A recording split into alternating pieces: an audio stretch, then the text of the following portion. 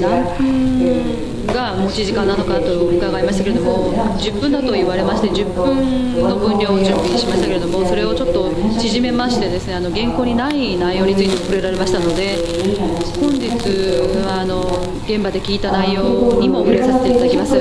また日本学会でシンポジウムをするときに同時通訳を準備されたことがあるのかどうかちょっと分かりますけれども、私もあんまり覚えてないんですけども、本日通訳があるかということを知りませんでした。でそれで私日本語で用意させていただきましたけれども、引用された部分とかがございますので、発音があまり良くなくても、便宜上ですね、日本語で質問をさせていただきます。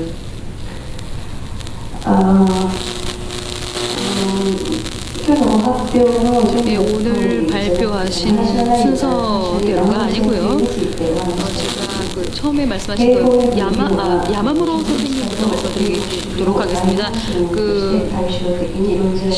국민제국도 여러 가지 부분에 대해서 논의하셨는데, 야마무로 선생님의 논의는요, 그러한 논의의 어떤 틀 자체를 주권 국가로서 독립하기 전에 제국이 되었다라는 그런 지적은 굉장히 흥미로웠습니다. 국민제국의 개념에 대해서는 앞으로 논의를 해 나가야 될 일이라고 생각합니다만은, 우선은 어떤 그 전제와 같이 나와 있듯이 일본 제국을 다시 한번 그런 사상에 의거해서 다시 재고해야 될 그런 부분에 대해서는 제가 공감을 했습니다. 분명히 지금까지 제국은요, 적어도 한국에 있어서는 한일 양국 간의 어떤 양국 간 관계에 있어서만 논해졌고, 또 기껏해야 만주국 정도밖에 시야에 없었다고 생각합니다. 국가와 민족, 그리고 공동체의 아이덴티티라는 것이 외부와 마주쳤을 때 처음으로 만들어지는, 그것은 지금은 이제 그 상식이 되었다라고 말을 해도 좋을 것 같습니다. 마찬가지로 식민지 어떤 내실이라는 것이 제국에 의해서 규정이 되거나 한다라는 그런 지적은 그런 의미에 있어서는 경청해야 될 그런 지적이었다고 생각합니다. 그런 의미에 있어서 토탈하게 만들어진 어떤 글로벌한 질서에 대해서도 지적을 하셨는데요. 그것을 생각해야 된다라는 그런 지적에 대해서도 공감을 느낍니다. 그리고 그러한 그 식견에 대해서도 말씀을 하셨는데요. 그것은 오히려 보다 더 치밀하게 그 계층 구조를 규명해 나가는 데 있어서도 도움이 된다고 생각합니다. 예를 들어서 그 식민지의 어떤 그런 것들이 변질되었다고 생각하는데요. 분명히 그런 어떤 형태로서는 그렇게 되어 있지 않다 하더라도 그런 행동 자체가 구조로서의 어떤 격차에 지지된 그런 차별 구조에 의한 것이라고 저는 생각을 합니다. 그런 것도 야마무로 선생의 어떤 국민제국 이런 것들에 반영이 되어 있다고 생각합니다. 그리고 이방의 지역 이런 부분에 대해서도 굉장히 제가 흥미롭게 생각했습니다. 특히 식민지가 해방이 될 때 국민국가의 형태를 취할 수밖에 없었다라는 지적은 현재의 한국을 생각하는 데 있어서도 시사하는 바가 있다고 생각합니다.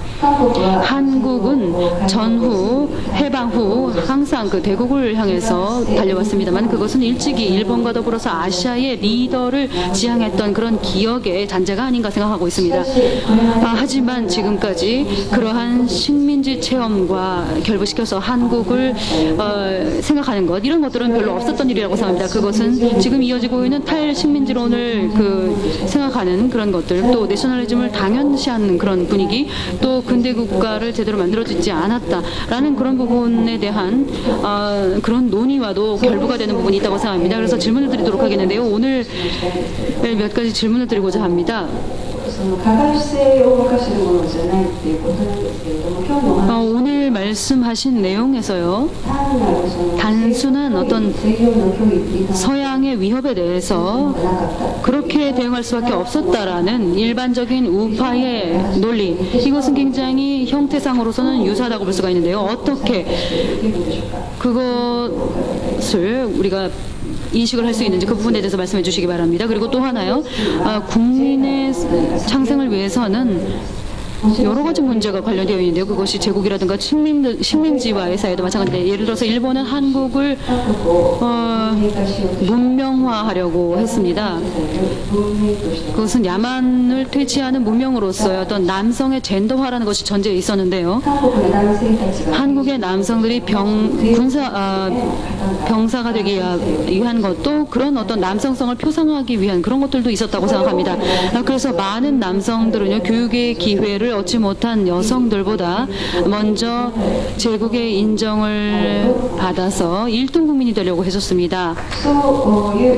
그런 의미에서 제국과 식민지 간의 관계를 생각하는 것은 젠더의 시점이 꼭 불가결하다고 생각하는데, 선생님께서 말씀하시는 국민제국의 개념은 젠더의 문제가 조금 약간 사장되어 있지 않나, 배제가 되어 있지 않은가라는 그런 생각이 됩니다. 질문으로서는 지금 바로 드린 이 두 가지가 되겠습니다. 한 가지만 더 말씀을 드리겠는데요. 문명, 일본과 가장 가깝다고 하는 문명화의 서열, 이런 부분에 대해서도 언급을 하셨었는데요.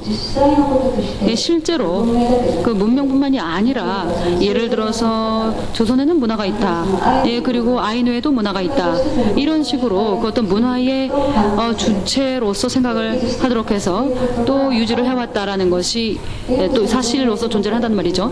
그리고 문명과 문화라는 것은 굉장히 아주 편의상 혼동이 되기도 합니다만은, 사실 그 부분도요, 편의에 따라서 혼동이 되기도 하는데, 그 부분도 좀 생각을 하고 짚고 넘어가야 될 부분이 있다고 생각합니다. 마츠모토 선생님은요, 지금 뭐라고 할까요? 한국에서는 악으로서 받아들여지고 있는 우익에 대한 그런 내용에 대해서 말씀을 해주셨는데요. 그래서 이것을 통해서 일본과 한국의 그 관계를 재고해 보시려고 하신 것 같은데, 시간이 없어가지고 제가 질문으로 넘어가도록 하겠는데요. 그러한 정형화된 사고 방식을 제고한다라는 그런 부분에 대해서는 저도 공감을 합니다만은, 질문이 두 가지 있습니다. 하나는 대등한 관계로서의 어떤 합방이라는 부분에 대해서 얘기를 하셨죠. 일본에 있어서는 그 천황제라는 제도가 존재를 합니다. 그래서 과연 그 대등하게 될 수 있다라는 것은 사실 어떤 실제로 느끼기에는 그렇게 생각할 수 없었지 않은가라는 그런 느낌이 드는데, 그 부분에 대해서 말씀을 좀 듣고 싶습니다. 그리고 또 하나는요, 아까 그 문명과 관련된 내용입니다. 아시아의 그 국가의 어떤 희망을 담았다라는 그런 예를 그 원고에서 몇 가지 사례를 쓰셨는데요. 러시아도 제국의 길을 걸었다라는 부분을 생각하게 되면은, 러시아를 그런 시스템으로서 어떤 야만의 대상으로서 규정했다라는 점, 이런 점들을 원고에서 언급을 하고 계시는데, 그렇다면은요, 야만의 표상이 반드시 어떤 물질적인 근대화뿐만 아니라 대상을 불문하고 이런 것들에 적용할 수 있는 것이 아니었나라는 그런 생각이 듭니다. 그러니까 서양의 위협을 갖고 있는 문명화 정통설은 문명화된 어떤 백인들에게도 향해져 있었다라는 것을 알 수 있는 것이며, 거기에 남는 것은 이미 저항도 아니고 문명화도 아니고 무한한 자기 증식을 위한 욕망이었던 것이 아닌가 생각합니다. 다시 말해서 일본의 문화화의 어떤 현실로서, 혹은 구조적인 어떤 그런 이유로 해서 정복을 정당화시키려는 어떤 언설이 아니었나라는 그런 생각이 듭니다. 그런 의미에 있어서 어떤 우치다의 결함이라는 말씀을 하셨는데, 그것이 혁명 전략이었지 혁명 사상이 아니었기 때문에, 또 변혁의 에너지를 잃었다라기보다는 오히려 그러한 사상 자체의 취약함,